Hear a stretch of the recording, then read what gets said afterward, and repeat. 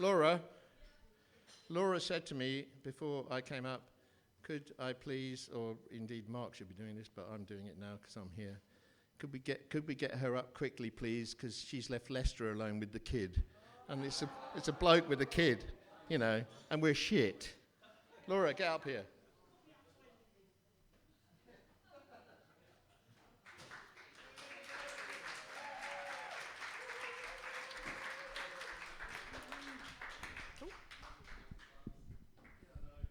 Hello. This is called Love. I was once 28, unmarried and childless. For a long time, my heart remained benign. I wore it under my sleeve all the time, but stuck the artificial one for show, for anyone who was brave enough to have a go, to the task of getting to know the heart I will never, ever show. Oh boy, did I ever go. I really did try. At 16, I fell in love with a stranger. We made the same journey to college every day, exchanging smiles on our way until we mustered up something to say. By his side, I felt immersed in a magical sun ray. He broke my heart before I gave it to him, when I saw him hold hands with somebody else. Little did he know that on that day I lost my glow, wishing I could tell him with him I wanted to grow. 2 years of a blossoming friendship and letters etched with a secret code that only our hearts held. We said everything that our young lives enabled us to, until all that remained was, I love you. We finally became one, but we were really too young. The pain of our pasts begun, the undoing of us, until all the sweet memories began to erode and rust. Our relationship went bust. I had nowhere to go, no money to blow. Reluctantly, his mother allowed me to live in a caravan in the back garden. I was scared of him. The last few months had been dark. A few times he had physically assaulted me. I was too frightened to break free. And when I questioned that I was being abused, he made me feel it was all my fault. One night, he got into the caravan after weeks of trying, knocking at the door, looking, feeble eyes, crying. He finally imposed his presence onto me, hands pressing down, nowhere for me to flee, clothes being torn off me. I screamed, and boy did I shout, but at the back of this huge garden, there was no one about. Once he was done, I leapt out, and to the house I ran, feet tripping, hands pounding on the door, and as his mother let me in, I fell into a heap on the floor. Your son has raped me, I shout. What are you talking about, was the reply. And as I look into her eyes, I saw the future, heard her telling everyone I was messed up and full of lies. Her son runs in. What's going on, she asks him. Nothing, he says. We both had a silly argument and Laura's upset, that's all. As they spoke their broken words around me, I may as well have been 1 inch tall.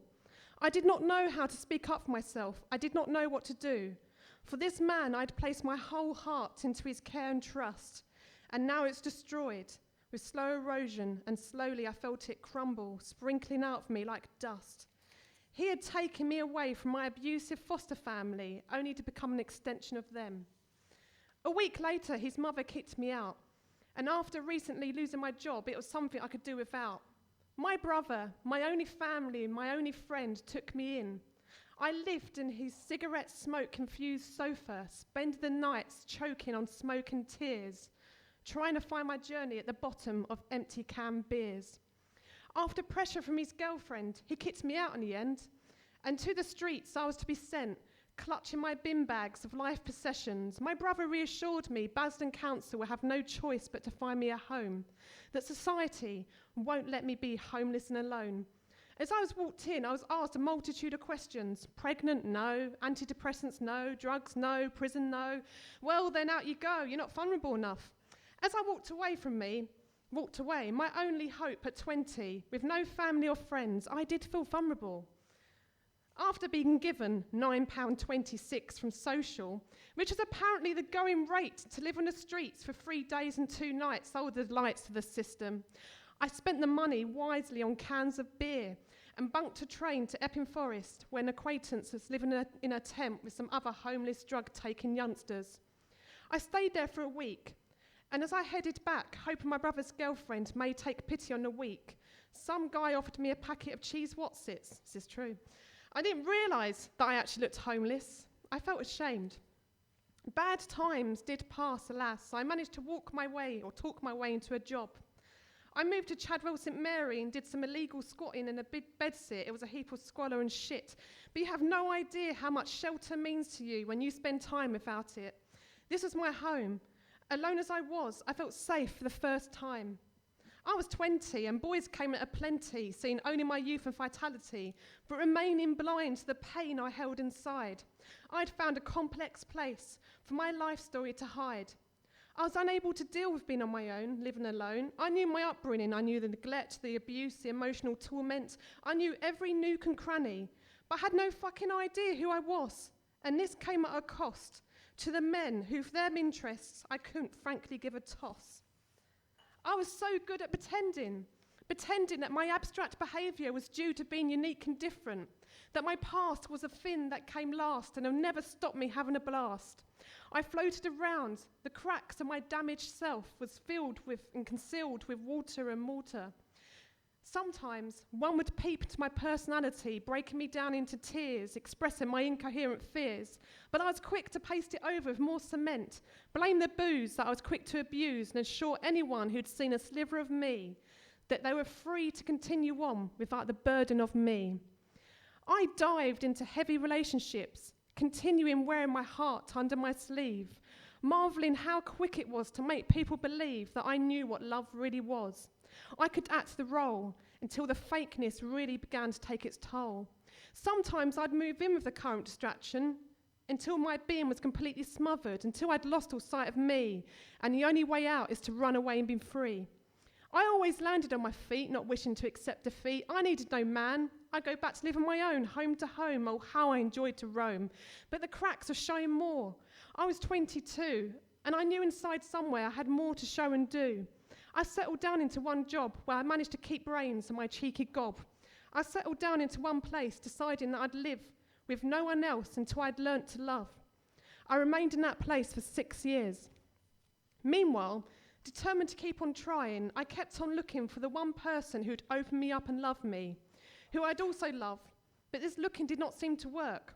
My 3-month to 8-month relationship stints would go on like this. I meet someone.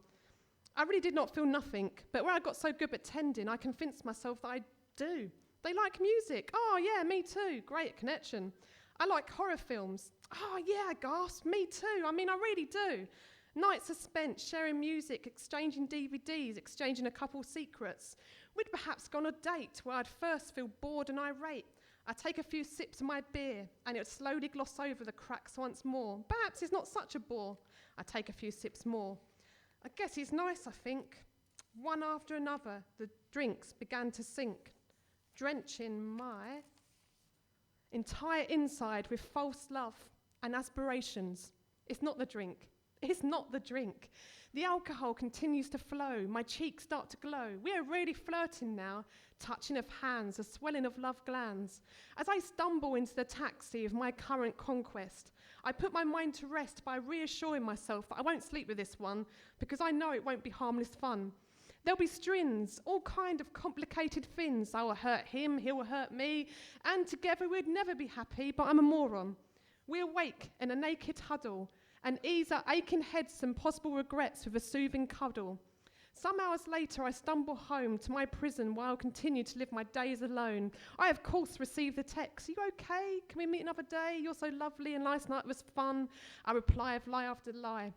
Then some months later, either myself or him would break things off and I'd feel at a somewhat loss, reminding myself that perhaps I do give a toss. In my 6 years of living alone, I managed to date, prepare yourself for a massive long list, guys, a man who lived on a sinking boat, a tattooist, a pilot, a clown in Paris, long story, a cross-dresser in Cambridge, a psychopath, numerous musicians, a poet, a writer, a drug abuser, a woman abuser. By 28, I was fucking exhausted. I stopped looking, and love arrived, as things always will do when you just stop. This time, it wasn't my clothes I allowed to drop. It was my iron casting over my heart that really did tell me apart, the rawness of it. I was so very tender.